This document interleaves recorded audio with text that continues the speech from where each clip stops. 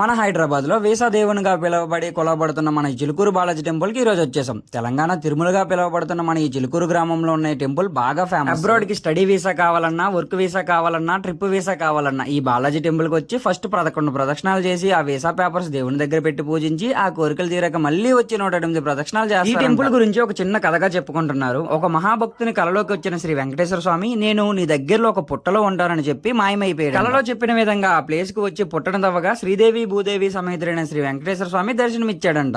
దీంతో ఆ భక్తుడు విగ్రహ ప్రతిష్ఠ చేసి మందిరాన్ని నిర్మించి ఆ దేవాలయమే మన ఈ చిలుకూరు బాలాజీ కోరికలు తీర్చే కలియుగ వైకుంఠుడిగా ప్రసిద్ధి చెందిన ఈ టెంపుల్ కి విఐపి దర్శనం గానీ టికెట్స్ గానీ ఏముండవు. అసలు ఈ టెంపుల్ లో హుండీ అనేదే కనిపించదు. అందరూ ఈక్వల్ గా దర్శనం చేసి టెంపుల్ కి దగ్గరలో ఎక్సలెంట్ లొకేషన్స్ తో ఒక పెద్ద చెరువు కనిపించింది. నేనైతే ఇది గండిపేట చెరువేమో అనుకుంటున్నా. మీకు తెలిస్తే కామెంట్ చేయండి. So that's it for today. For more videos please subscribe to my channel. Thank you.